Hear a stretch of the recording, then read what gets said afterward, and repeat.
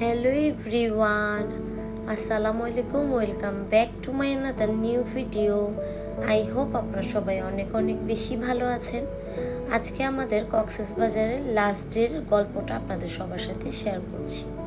সকাল সকাল ঘুম থেকে উঠে আপনাদের ভাইয়া আমাদেরকে না ডেকেই চলে আসছে ব্রেকফাস্ট করতে।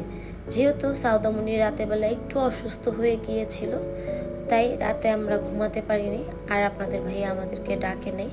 ও চলে আসছে ওদের রেস্টুরেন্টে ব্রেকফাস্ট করতে। আজকের ব্রেকফাস্টে ছিল গরম গরম ভুনা খিচুড়ি, পরোটা ছিল, ডাল ছিল, একটা ডিমের কারি ছিল, কর্ন স্যুপ ছিল, চা ছিল, আর ওদের সকালে জুস থাকে ঠান্ডা ঠান্ডা। তো আপনাদের ভাইয়া আমার জন্য এখানে একটু ভিডিও করে ফেলেছে। তো এখন ও ওর পছন্দ মতো খাবার এখানে নিয়ে টেবিলে বসে গিয়েছে।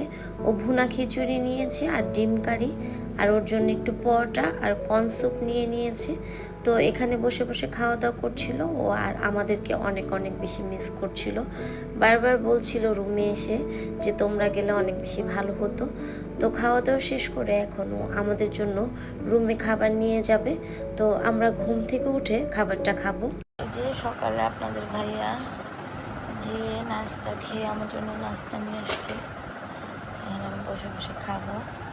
এখানে ডিম খিচুড়ি, যে সাউদামণি ঘুম থেকে উঠে গেছে, আর এই যে দেখেন বাহিরে কতটা পরিমাণ গরম, প্রচন্ড পরিমাণ গরম ছিল, আর বারবার করে কারেন্ট যাচ্ছিল। আপনাদের ভাইয়া বলতেছিল যে ঠান্ডা ঠান্ডা একটু ওয়েদার থাকলে হয়তো আরও কিছুদিন থাকতাম, গরমের কারণে আজকে আমরা বাসায় চলে যাব।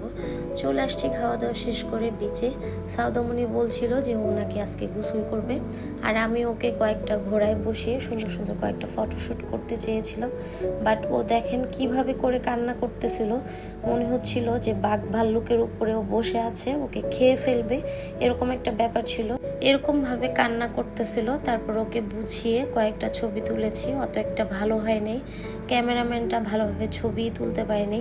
মনে হচ্ছিল যে নিজের ক্যামেরা দিয়ে তুললে সবচেয়ে বেশি বেটার হইতো, বাট কি করার, তারপরও কয়েকটা ছবি লাস্টের দিকে দেখি অ্যাড করে দিতে পারি কিনা।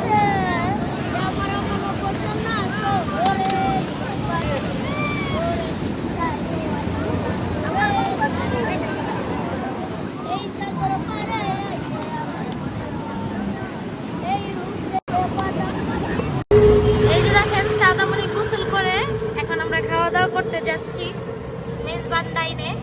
আগে যে খেয়েছিলাম ওইটাই এখন খুঁজতেছি, বাট পাচ্ছি না, জানি না কোথায়। এই দেখেন আপনাদের ভাইয়া কিভাবে খুঁজতেছে। অনেকক্ষণ খোঁজাখুঁজির পরে চলে আসছিলাম মেজবান ডাইনে। এসে আমরা আর বসতে পারিনি, যেহেতু কারেন্ট ছিল না, প্রচণ্ড পরিমাণ গরম ছিল, বাবু অনেক কষ্ট পাচ্ছিল। তাই আমরা ওখানে খাওয়া দাওয়া না করে চলে আসছি আলগনিতে। মেজবান ডাইনের কিন্তু খাবার অনেক অনেক বেশি টেস্টি, ওদের বিশেষভাবে ওদের ডেজার্টটা অনেক বেশি মজা, আমার কাছে অনেক বেশি ভালো লাগে। এর আগের বারে এসে আমরা খেয়েছিলাম। তো ভাইয়ার কথায় আমরা কিন্তু চলে আসছি আলগনিতে। ভাইয়া বারবার বলতেছিল যে আলগনির খাবার নাকি অনেক অনেক টেস্টি। তো এখানে এসে খাবার অর্ডার দিয়ে দিয়েছি। ওদের যে ভর্তার প্লেটারটা ছিল ওইটা নিয়ে নিয়েছি, ভর্তা, শাক, সবজি। দেখেন ক্যামেরাতে কত বেশি কালারফুল লাগতেছিল ভর্তার প্লেটারটা, সামনাসামনিও অনেক বেশি কালারফুল লাগছিল। তারপর নিয়ে নিয়েছিলাম একটা হচ্ছে মাটন কারি, এখানে ভর্তা একটা প্লেটার, আর ডাল নিয়ে নিয়েছিলাম। ওদের ডালটা অনেক অনেক বেশি টেস্টি ছিল, আর মাটন কারিটাও আমার কাছে অনেক বেশি ভালো লেগেছে। দেখেন একদম আধা ঘন্টা ওয়েট করে তারপরে এই টেবিলটা আমরা পেয়েছি।